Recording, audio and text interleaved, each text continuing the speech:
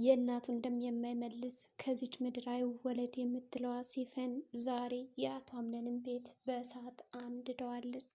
ሲፈን ከቀን ወደ ቀን ስራዎቿና የእናቷ አላስፈላጊ እንዲሁም ደግሞ በጣም ከባድ ችግሮች እና ከልጅነቷ ጀምሮ ከሰው ቤት ስትንከራተት እንዳሳደገቻትና ሆኖም እናቷ ጥላት ከሄደችም በኋላ ብዙ ችግሮችን እንዳሳለፈች እርግጥ ነው። በዚህም የተነሳ አቶ አምነን የተንደላቀቀ ህይወት እንዲኖር አልፈቅድም። ይቺ ሰማል ሞታ ራሱ የምትገላገለው ሴት አይደለም። ስለዚህ ይህንን አጠቃላይ የሚታየውን ቤት አንድ እጅ ጨርሰዋለሁ በማለት ጋዛር ከፍክፋ እሳቱን አቃጥለዋለች። ማንም ሰው የመጨረሻ እራታቸውም ነበር።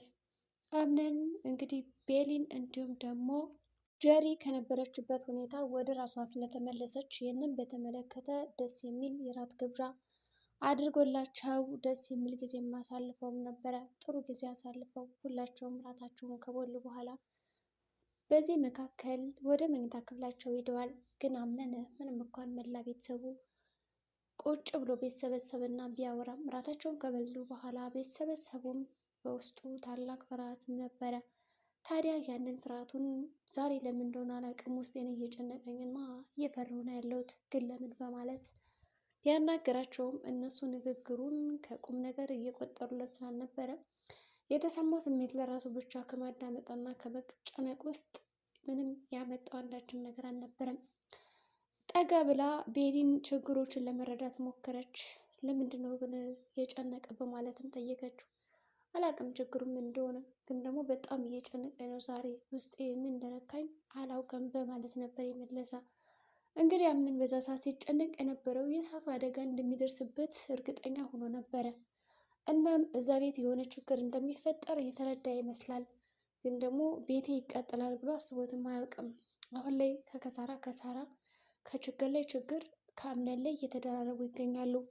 ተራ በተራ እየተፈራረቁ ሊለቁት አልቻሉም። ጠፋም ከውጭ በወጣ ጊዜ ነገሮችን ማስተካከል አለብሽ ቤሊን፣ ጀሪ ናት በመካከላችሁ ጣልቃ የገባችሁ እንጂ አንቺ አልገባሽባቸውም በማለት አምነን እና ጀሪ እንዲለያዩ የገፋፋት እንዲሁም ደግሞ ሙስጠፋ ያው ጀሪ ለራሱ ስለሚፈልጋት ሁለቱ ጓደኛሞች ቀረብ ብለው አውርተው የልብ የልባቸውን አምነንን ለራሷ እንድትወስድ እየጋበዛትም ነበረ። ግን በዚህ ምክንያት ሲፈን እኔ የመጣሁት እዚህ ቤት አንቺን ብዬ ነው በማለት ሙስጠፋ ለሲፈን አናግሯትም ነበረ። ሲፈን ደግሞ አውቃለሁ ነገሮቹ እውን ሲሆኑና ሲስተካከሉ ሁሉም ነገር እናወራበታለን፣ ለዛሬ ግን ምንም ካንተ ጋር ማወራበት ነገር የለም በማለት ሀሳቡን እንድም አድርጋ ዘጋችለት። ግን ሙስጠፋ የእውነት ሲፈንም ብሎ ነው የመጣ ወይስ ደግሞ ጀሪን? በእርግጥም በመጀመሪያ ደረጃ ሲመጣ ወደዛ ቤት ሲፈንም ብሎ ነው ያመጣችውም ሲፈን ናት። ሲፈን ከመጣችውም በኋላ ሀሳቦቿን እንኳን እያካፈለችው አልነበረም። ልክ እንደማታውቀው ሰው እየተሰረፈች እና እንዲሁም ደግሞ ነገሮችን በራሷ መንገድ እያካሄደችም ነበረ። ሙስጠፋ ይህ ነገር ደስ አላለው። ሆኖም ግን ሙስጠፋ የሲፈንን ያክል ክፋትና ጭካኔ አይታይበትም። ጥሩ አዛኝ፣ በፍቅር የተጎዳ እንዲሁም ደግሞ ለሰዎች ቅንና ሀሳብ የሚመለከት ይመስላል። በዛ ምክንያት ይኸውልሽ እስኪ ስለ እነዚህ ሰዎች ጸባይ አንዳንድ ነገር በማለት ተጠይቀዋለች። ስለ አቶ አምነን የሚሰማውን አይነት ባህሪ ይተረጉምላታል። ቤሊን በጣም ቅንና አስተዋይ ልጅ ነች። ያው አክስቱ ደግሞ ሰገብጋባና በጣም ራስ ወዳድ አይነት ሴት ነች ማለት ይነግራታል። ሌሎችም ጠንካራ ባህሪያቸውና ደካማ ባህሪያቸውን ከነገራቸው በኋላ በመጨረሻም ስለ ጀሪ ተጠይቀውና ጀሪስ የሚል ሀሳብ ታነሳበታለች። በዛ ምክንያት እንግዲህ ከጀሪ ጋር ብዙ አልተቀራረብንም የሚል ምላሽ ነው የመለሰላት። ግን በዛ ሰዓት እንደዛ ሲላት ባትቀራረብ ነው የሚሻልህ በማለት ትዝታለች ማለት ነው ለብቻዋ። እና የምታረጊውን ነገር ያሰብሽው እቅድ አለ ወይስ ምንድን ነው ብሎ ሲጠይቃት እሷ ምንም ማሳወቅ ነገር የለም፣ ለጊዜው አዲስ ነገር ማድረግ እፈልጋለሁ የተለየ ነገር በማለት ስልክ ደውላ አናግራም ነበረ። ግን ደግሞ ያ ያናገረችው ሰው ማን ሊሆን ይችላል? ምናልባት ከሙስጠፋ ሌላ የሚያገዛት ሰው አለ ወይስ ደግሞ ብቻዋን ነው ይህን ነገር ልትፈጽም የቻለችው? በመጀመሪያም ሲፈን ምንድን ያደረገችው ጋዝ አስገዝታ በርጋ እንዲያስቀምጡላትና ሁሉም ሰው ሲተኙ ራሷ አርከፍክፋ እንድታቃጥለው ራሷ ውጭ ወጥታ ነው እንግዲህ ያደረገችው። ግን ደግሞ ሙስጠፋ ራሱ እዛ ቤት የለም ማለት ይቻላል እንጂ እንዴት ግን ሁሉንም በእሳት ልታነደው ቻለች? ጋዙን እንግዲህ ስትደፋው የነበረው ወይም ደግሞ ላምባውን ከውስጥ ጀመራ ወደ ውጭ ነው። ይህ እሳቱ ከተቀጠለ ወይም ደግሞ እሳቱ ከነደደ በኋላ አንዳችም የሚተርፍ ነገር የለም ማለት ይቻላል። ስለዚህ ከዚህ እሳት አደጋ አቶ አምነን ከባለቤቱ ጋር ተኝቷል። ቤሊን እንዲሁም ደግሞ ሞርዚና ሌሎቹም አጠቃላይ ህብረተሰቦቹ እንዳለ ተሰባስበው በእሳት ተቃጥለው ይሞታሉ ወይስ ደግሞ ከዛ እሳት ይድናሉ? እኔ ግን እንደምንም ብለው ከዛ እሳት የሚያመልጡ ይመስለኛል። በእርግጥም አቶ አምነን ጉዳት ከደረሰበት እንዴት እንደሚቋቋመው ከባድ ነው።